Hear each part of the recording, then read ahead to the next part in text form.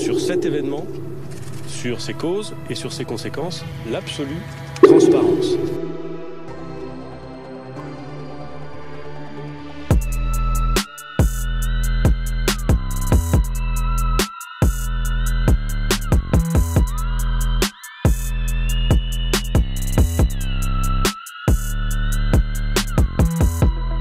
L'Adréal a-t-elle un tableau lisible indiquant chaque composé chimique ayant brûlé avec la quantité correspondante?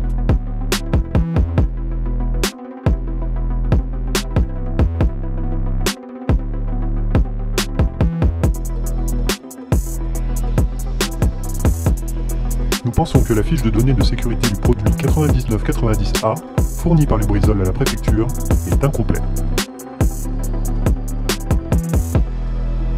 Pas de benzène, mais...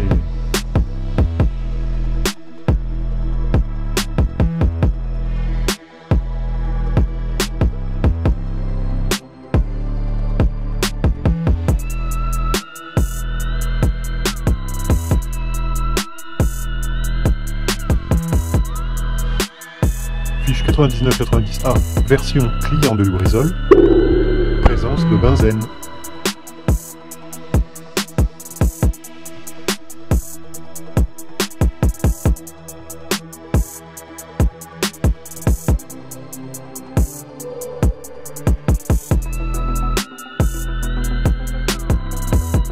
Demandez à Lubrizol.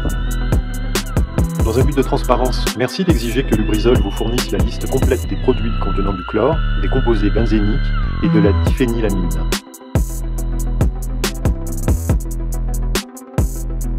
Nous sommes étonnés que le pentasulfure de phosphore, produit extrêmement dangereux, n'ait pas été stocké dans un lieu protégé des incendies, et que 60 tonnes de ce produit aient dû être déplacées en catastrophe.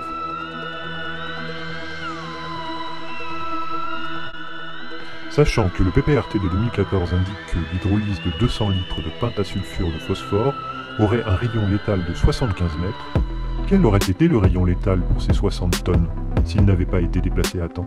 Le stock était à l'abri, mais il a été mis plus à l'abri. Il faudra le confirmer au CODERST, mais je pense que les ateliers qui utilisent ce produit n'ont pas été autorisés à réouvrir.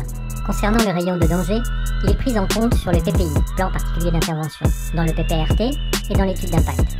Nous allons vous les transmettre.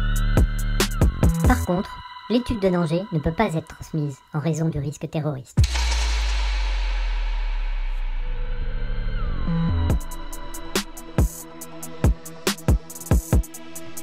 Les délais de réalisation de l'interprétation de l'état des milieux et de l'évaluation quantitative des risques sanitaires n'ont pas été respectés par les exploitants. Oui, je confirme qu'ils n'ont pas respecté les délais. Nous pensons que le QRS doit tenir compte de la signature chimique de l'incendie, incluant les résultats d'analyse des bouts de la DARS par la DTTM en octobre 2019.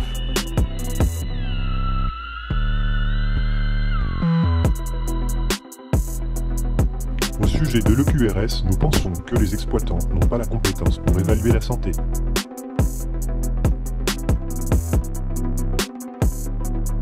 Est-ce au présumé pollueur d'apporter la preuve d'un impact ou non sur l'environnement et la santé? N'oublions pas que pour l'IEM, les prélèvements ont été détruits.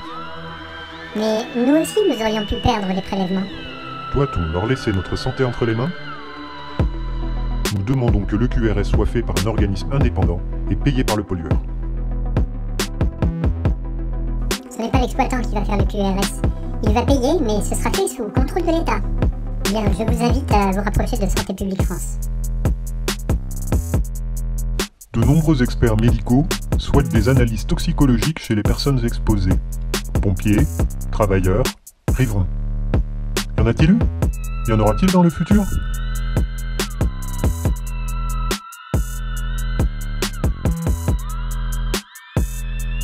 Avez-vous recensé la population la plus exposée?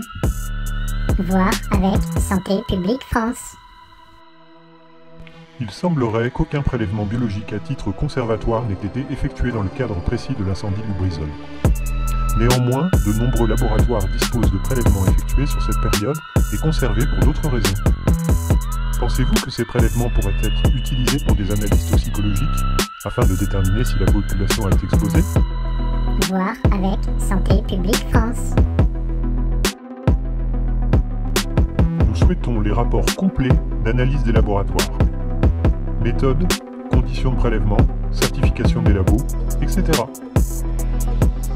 Le dossier fait déjà 250 pages. Il est synthétique par souci de compréhension et complet. Si vous souhaitez plus d'informations, écrivez au laboratoire. Cela devrait pouvoir être accessible sans avoir à contacter les labos. Avez-vous connaissance des effets sur les naissances et la santé des nouveau-nés? Les malformations ont-elles été recensées? Avez-vous connaissance d'effets sur la fertilité? Les études ont-elles été menées sur l'allaitement maternel? Les analyses de lait maternel ont-elles ou vont-elles être réalisées? Si oui, quels en sont les résultats? Pensez-vous que Santé publique France va accepter de répondre favorablement à la demande de registre de malformations congénitales adressée par le CHU de Rouen et jugée indispensable par la commission d'enquête sénatoriale?